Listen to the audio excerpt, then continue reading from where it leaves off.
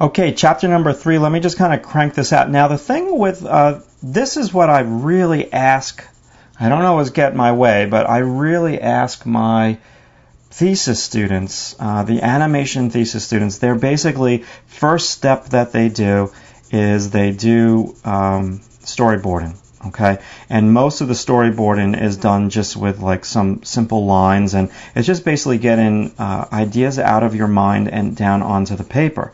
But how I'm going to draw this sketch, and you're going to see this very shortly, is the first way that you want to handle this, because you know this is very laborious, and you want to work on these small. I mean, you can see how small this is relative to my hand. Maybe this is like 6 inches wide by 5 inches, or maybe 5.5 inches by 4. I didn't even measure it.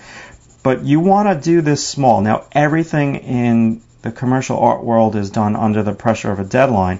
So working small is going to facilitate you meeting those deadlines.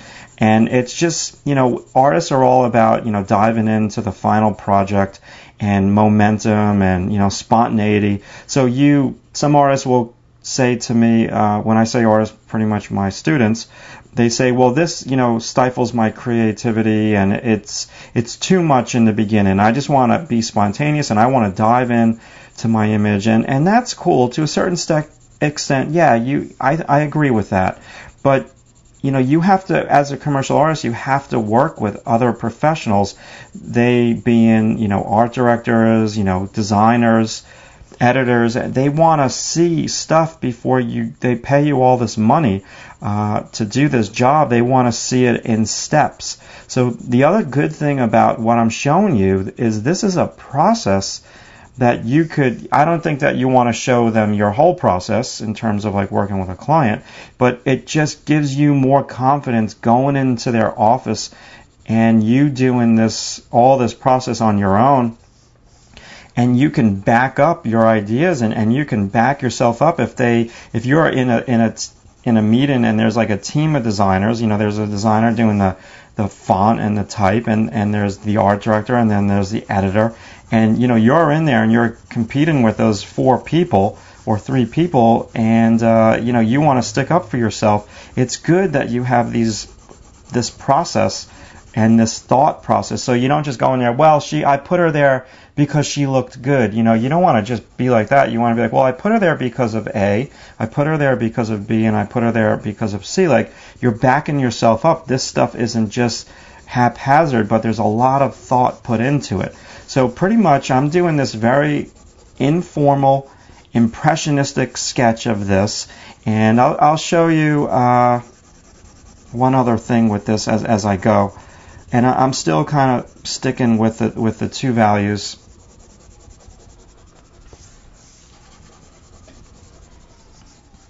Yeah, so she's pretty dark, and I'm squinting at this. Let's just get some of these trees in.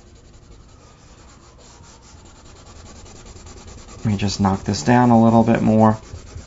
So the grid is very, very, very important. Again, you know, this is crucial for me. Every single image that I did, I incorporated the grid. Now, what I would do, let's say I did these like little sketches like this. I would bring this to a copy machine, or you can do it in Photoshop and print it out, depending on what type of printer you have in your studio. And you can print this out big. The grid stays there, all your proportions stay there, and everything is just so much easier when you're trying to transfer this to work much bigger. So boom, we've got this thing done. Now I could come on in here and I can give myself, you know, more middle tone. I can press down like a little bit harder. The other beautiful thing is all these little creatures in the background, all these geese, I believe, are all going to be within those 4 shapes.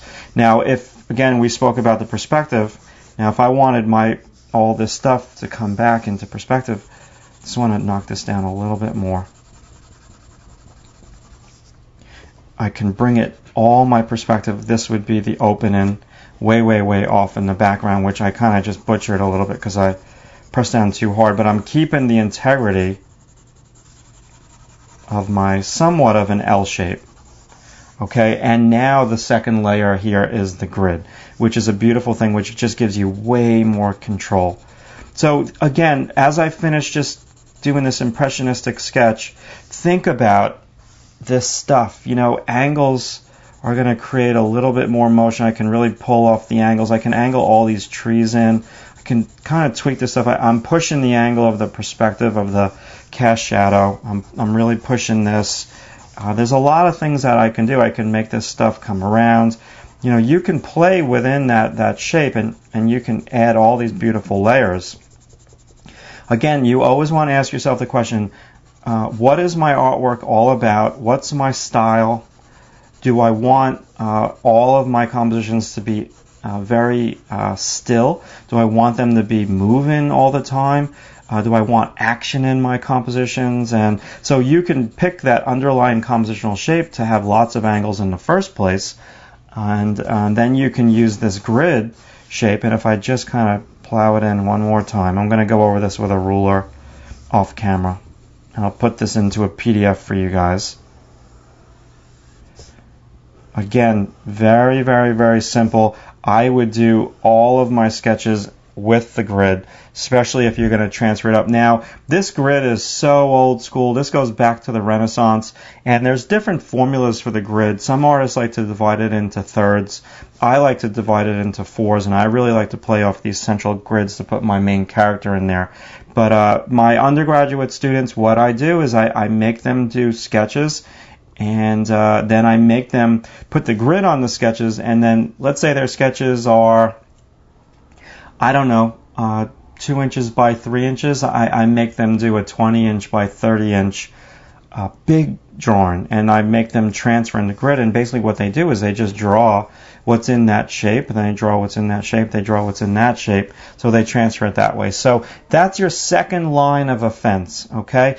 The grid shape. Use it in every single one of your images, and put your central items of importance inside the 4 central squares if you want a balanced composition. Now let's move on to chapter number 4.